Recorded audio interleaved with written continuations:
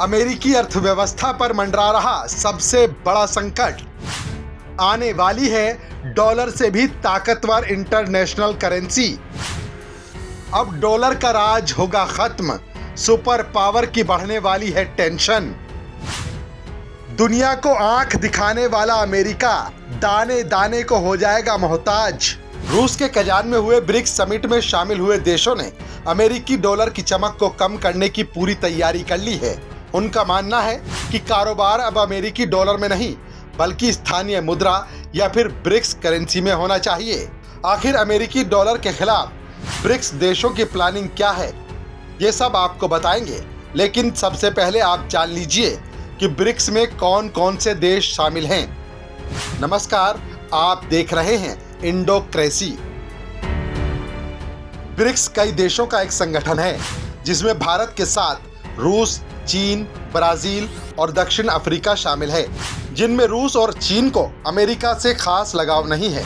रूस और चीन हमेशा से अमेरिकी नीतियों के खिलाफ रहे हैं और यूक्रेन युद्ध के बाद से रूस खुलकर अमेरिका की खिलाफत कर रहा है। अमेरिका ने रूस पर जो आर्थिक प्रतिबंध लगाए थे उससे भी पुतिन खासे नाराज हैं, जिसके बाद पुतिन ने नई रणनीति पर काम करना शुरू किया और कारोबार में रूसी करेंसी के इस्तेमाल पर जोर दिया।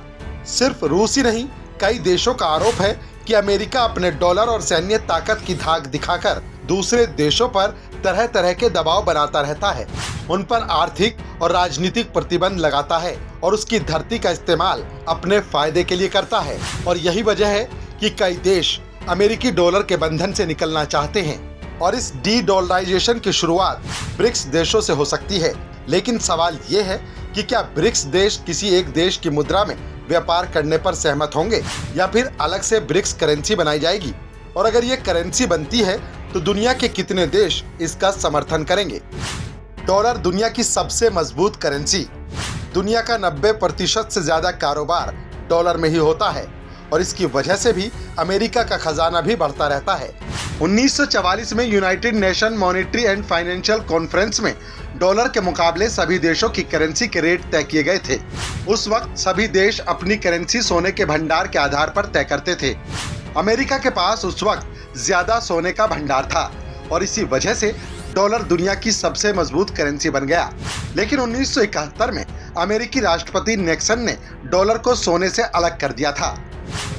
दुनिया के देश अंतर्राष्ट्रीय कारोबार करने के लिए अमेरिका के स्विफ्ट नेटवर्क का इस्तेमाल करते हैं, जिसकी शुरुआत 1973 में 22 देशों के 18 बैंकों के साथ हुई थी।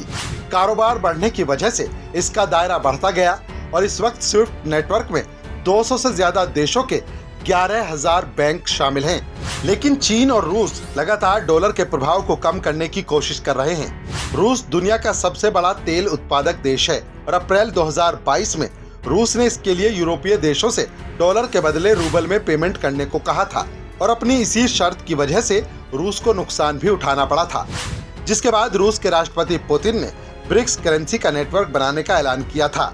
वहीं चीन भी चाहता है कि अंतर्राष्ट्रीय कारोबार में अमेरिकी डॉलर के बजाय चीन की युआन करेंसी का इस्तेमाल होना चाहिए और इसके लिए चीन ने स्विफ्ट की तर्ज पर CIPS नेटवर्क का मॉडल तैयार किया है। चीन के इस नेटवर्क में 117 देशों के 1551 बैंक शामिल हैं। इसके साथ ही चीन ने 40 से ज्यादा देशों के साथ करेंसी स्वैप एग्रीमेंट भी किया है। ब्रिक्स करेंसी को तैयार होने में अभी 2 साल का वक्त लग सकता है। रूस और चीन खुलकर इसकी वकालत भी कर रहे हैं, लेकिन भारत इस मामले में न्यूट्रल रवैया अपना रहा है, यानी ना तो अमेरिकी डॉलर का विरोध और ना ही ब्रिक्स करेंसी का खुलकर समर्थन। भारत का कहना है कि कुछ मित्र देशों को डॉलर में कारोबार करने पर कठिनाई हो रही है, इसीलिए इसका समाधान निकालना चाहिए।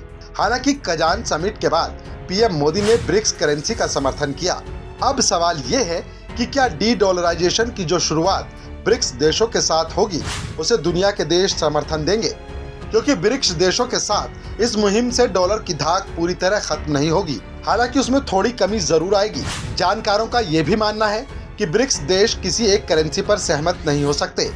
हालांकि इसके लिए एक पेमेंट सिस्टम जरूर बनाया जा सकता है और अगर डी डॉलराइजेशन होता है तो इसमें पावर फ्रंट बदलेगा और नई ग्लोबल कंडीशन भी सामने आएगी, जिसका असर अमेरिकी अर्थव्यवस्था पर देखने को मिल सकता है। इसके साथ ही चीन को भी नुकसान झेलना पड़ सकता है, क्योंकि चीन का अधिकांश फॉरेन रिजर्व डॉलर में है।